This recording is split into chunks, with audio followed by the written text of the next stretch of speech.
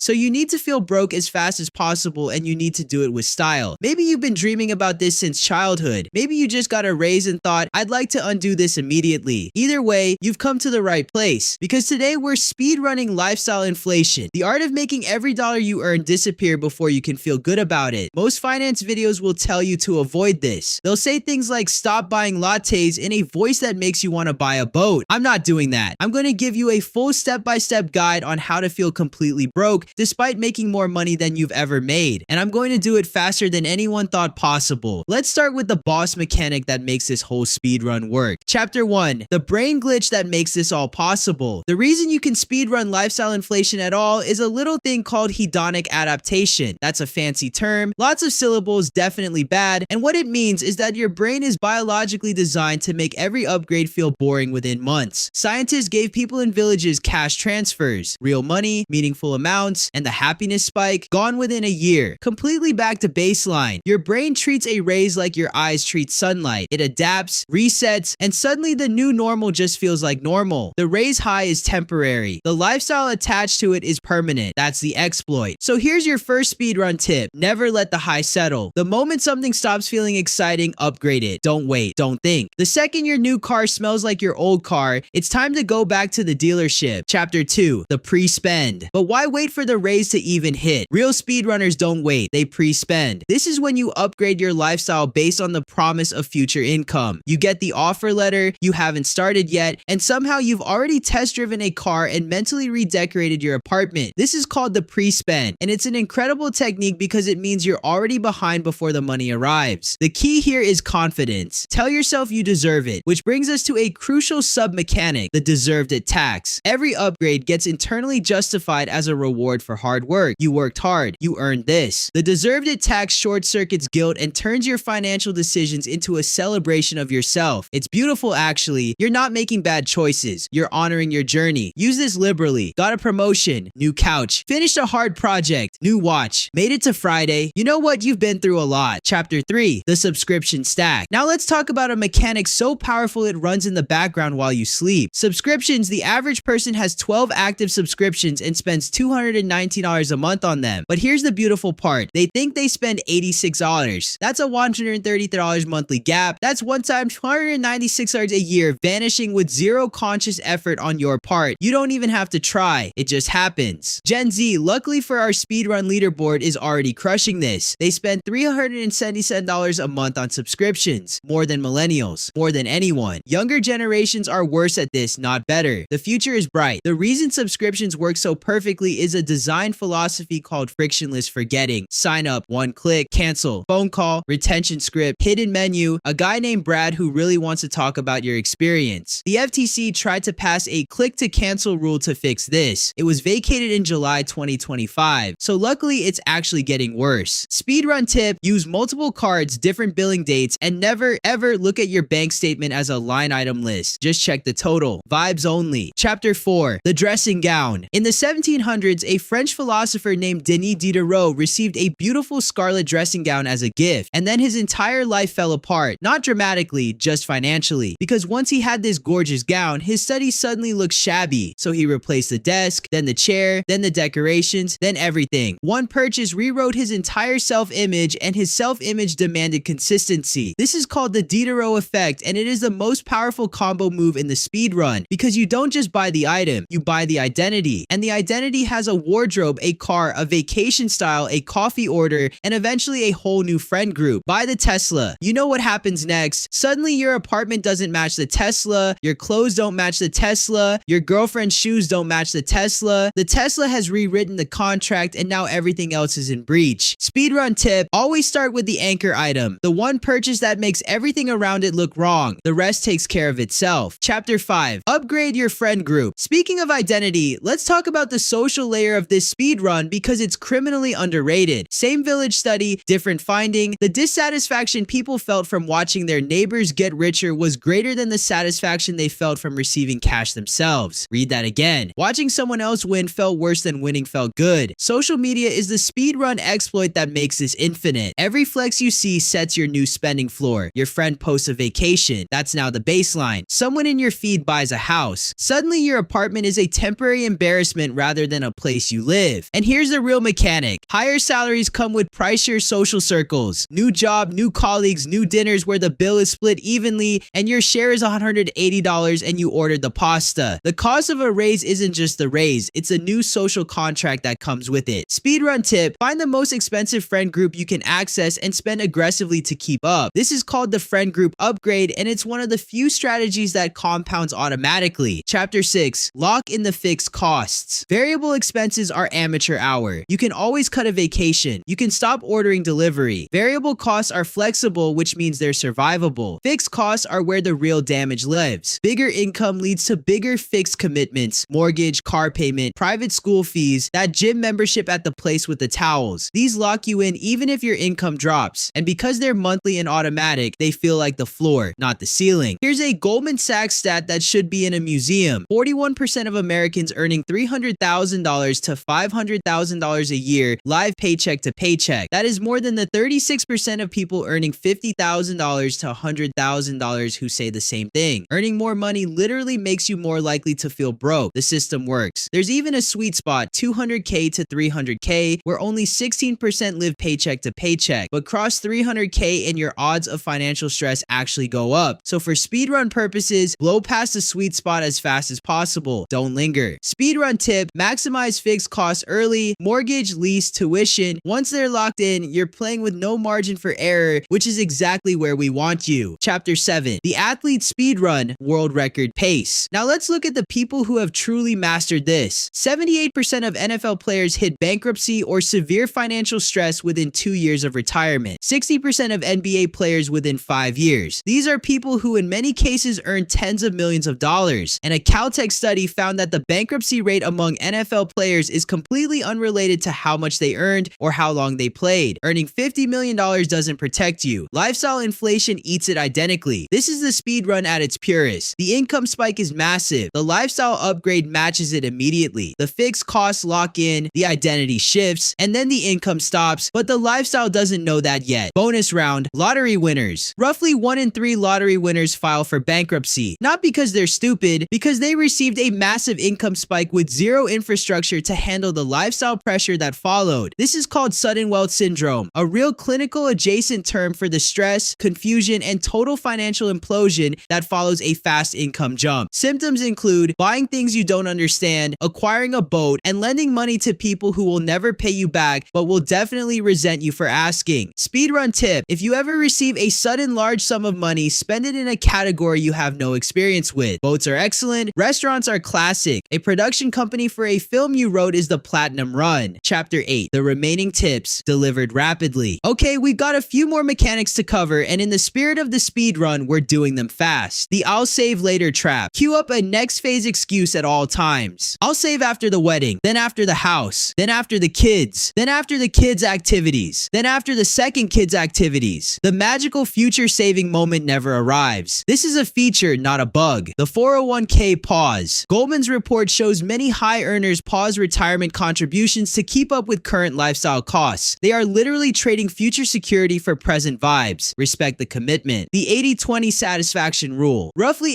80% of your life satisfaction comes from 20% of your expenses. Most lifestyle upgrades return almost zero happiness. You're paying full price for diminishing pleasure. To maximize the speed run, spend heavily in the 80% zone. The stuff that barely registers emotionally but costs a lot. Premium airport lounges. A slightly nicer version of something you already have. Organic versions of things where you cannot taste the difference. The shifting baseline. What you once called luxuries silently become necessities. A $7 coffee was a treat at 25. At 35, it's just Tuesday. At 45, it's the cheap option. You're not upgrading your life, you're upgrading the floor. And the floor never comes back down. Chapter 9. The Goalpost. There's a quote from Morgan Housel, financial writer, very annoying, very correct, that goes, "One of the most important financial skills is getting the goalpost to stop moving." And that's it. That's the whole game. Lifestyle inflation is just a moving goalpost. Every raise moves it. Every upgrade moves it. Every new friend group, every new identity, every new fixed cost, all of it is just the goalpost sprinting away from you while you chase it with your paycheck. The speedrun is complete when you've moved the goalpost so far that no income can catch it. Congratulations. You've earned it. You've worked hard. You deserve this. Now, if you want to actually stop the goalpost, which to be clear is not what this video is about, you might want to watch the next video on this channel where we we do the opposite of everything I just told you? Leave a comment below with your current speedrun status. Are you on the pre-spend, locked into fixed costs, deep in the subscription stack? The comment section is a judgment-free zone, mostly. Subscribe if you want more content that roasts you while technically helping you. The algorithm appreciates it, and frankly, so do I. The goalpost is waiting.